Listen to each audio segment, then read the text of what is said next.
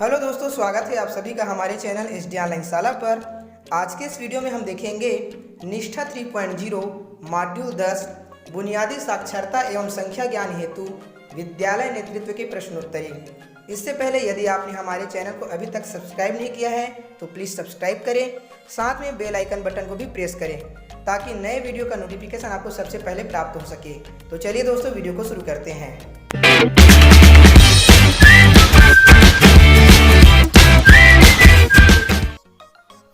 तो यहाँ पे पहला प्रश्न है, उस पद को चिन्हित करें जिसे विद्यालय में बच्चे की प्रगति में सीखने के अंतराल लर्निंग गैप को लगातार बढ़ने के रूप में समझा जा सकता है।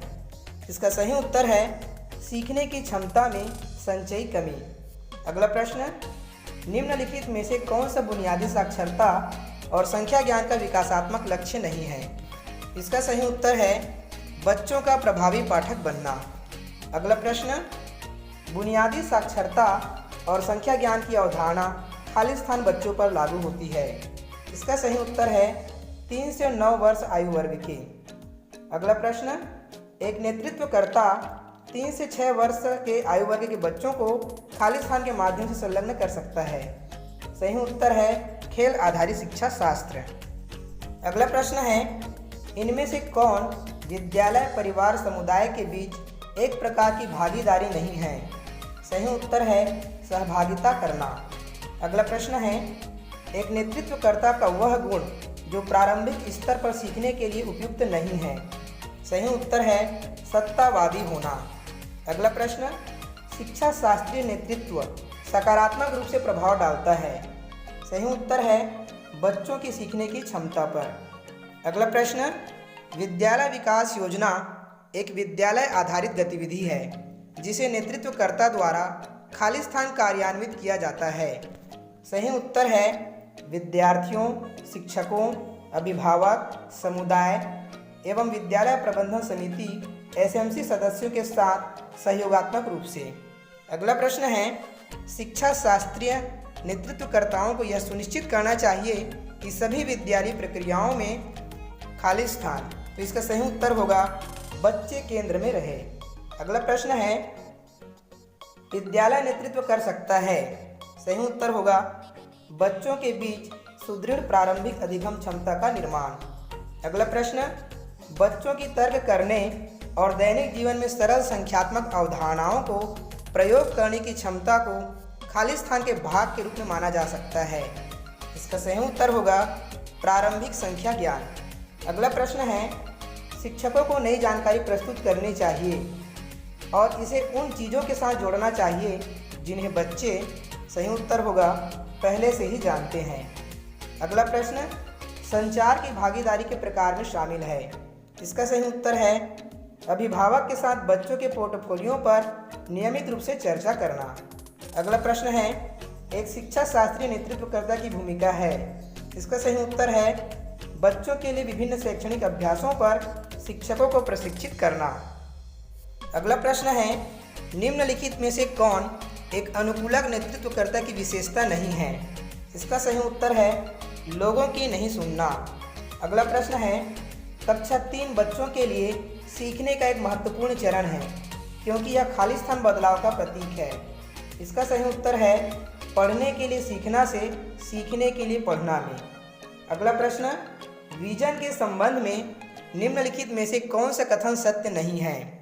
इसका सही उत्तर होगा भविष्य दृष्टि की कोई निर्दिष्ट समय सीमा नहीं होती है। अगला प्रश्न, विद्यालय में प्रातःकाल आगमन समय को बनाए रखने के लिए पहली कक्षा के शिक्षक को कौन सी रणनीति अपनानी चाहिए? सही उत्तर है बच्चों के लिए सामूहिक पठन जैसे नियमित आगमन कार्यों की शुरुआत करना ताकि उन्हें समय पर आने के लिए प्रोत्साहित किया जा सके। अगला प्रश्न, नेतृत्व के किस मॉडल में बच्चों की सांस्कृतिक और भाषाई पृष्ठभूमि के आधार पर विद्यालयी प्रक्रियाओं को निर्मित करने की बात की जाती है? सही उत्तर है संदर्भ विशिष्ट नेतृत्व। अगला प्रश्न है, इनमें से कौन शिक्षा शास्त्रीय नेतृत्व के ढांचे का हिस्सा नहीं है? सही उत्तर है विज्ञान प्रयोगशालाओं में प्रयोगों का नेतृत्व करना। अगला प्रश्न है, बुनियादी साक्षरता और संख्या ज्ञान के संदर्भ में विद्यालय विकास योजना हेतु इनमें से क्या आवश्यक है? इसका सही उत्तर है 3 से 9 वर्ष आयु वर्ग के बच्चों की विकास संबंधी आवश्यकताओं की योजना बनाना। अगला प्रश्न है, एक पाठ को सटीकता, गति, अभिव्यक्ति और समझ के साथ पढ़ने की क्षमता जो बच्चों को पाठ से अर्थ निकालने के लिए सक्षम बनाना खाली स्थान कहलाता है। इसका सही उत्तर है धारा प्रवाह पढ़ना। अगला प्रश्न है, परिवर्तनकारी नेतृत्व के लिए इनमें से कौन सा सही नहीं है? सही उत्तर है वित्तीय प्रबंधन। अगला प्रश्न, बच्चा अपने बाएं हाथ से लिखता है और इस तरह काम करने में सहज है, उसे खाली स्थान चाहिए। सही उत्तर होगा उसकी पसंद को प्रोत्साहित करना। अगला प्रश्न, 3 से 9 वर्ष आयु वर्ग के बच्चों के सीखने के आकलन हेतु उपयुक्त रणनीतियों में से एक होगी। सही उत्तर है विविध गतिविधियां करते हुए बच्चों का अवलोकन करना। अगला प्रश्न है, बुनियादी साक्षरता एवं संख्या ज्ञान FLN को सुदृढ़ करने हेतु विद्यालय नेतृत्व के लिए कौन सा माडल उपयुक्त नहीं है? सही उत्तर है अकादमिक नेतृत्व। अगला प्रश्न है, नेतृत्वकर्ता पूर्व प्राथमिक विद्यालय के शिक्षकों के साथ प्रभावी संबंध कैसे बना सकता है? इसका सही उत्तर है बच्चों की विकासात्मक आवश्यकताओं के बारे में शिक्षकों के साथ चर्चा करके और योजना बनाकर। अगला प्रश्न है, इनमें से किसे एक प्रवेश द्वार कौशल के रूप में माना जा सकता है जो औपचारिक विद्यालय शिक्षा प्रक्रियाओं में बच्चे के प्रवेश को चिन्हित करता है? इसका सही उत्तर है प्रारंभिक साक्षरता और संख्या ज्ञान कौशल। अगला प्रश्न, सहयोगात्मक नेतृत्व की विशेषताओं में से एक है। इसका सही उत्तर है हितधारकों के बीच परस्पर विश्वास और सम्मान का निर्माण। अगला प्रश्न है, प्रभावी विद्यालय अभिभावक के जुड़ाव में विश्वास करने वाले नेतृत्वकर्ताओं के यह कहने की अधिक संभावना है कि। इसका सही उत्तर हो जाएगा सभी अभिभावक अपने बच्चों का समर्थन कर सकते हैं। अगला प्रश्न, 3 से 9 वर्ष आयु वर्ग के बच्चों के लिए इनमें से कौन सा शिक्षा शास्त्र प्रासंगिक नहीं है? सही उत्तर है सुकरात संवाद। अगला प्रश्न, शिक्षा शास्त्रीय नेतृत्व विशेषज्ञता का एक व्यापक क्षेत्र है जिसमें एक नेतृत्वकर्ता के पास खाली स्थान होने की आवश्यकता होती है। सही उत्तर है 3 से 9 वर्ष की आयु के बच्चों के लिए उपयोगी शिक्षा शास्त्रों का गहन ज्ञान। अगला प्रश्न है, हितधारकों के साथ सहयोगात्मक प्रक्रिया खाली स्थान प्रोत्साहित कर सकती है? इसका सही उत्तर है विद्यार्थियों के सीखने के प्रतिफलों हेतु साझा जवाबदेही को। अगला प्रश्न, बुनियादी साक्षरता एवं संख्या ज्ञान के संदर्भ में वयस्क और बच्चे के बीच क्या संबंध होना चाहिए? सही उत्तर है भय मुक्त और आनंदपूर्ण।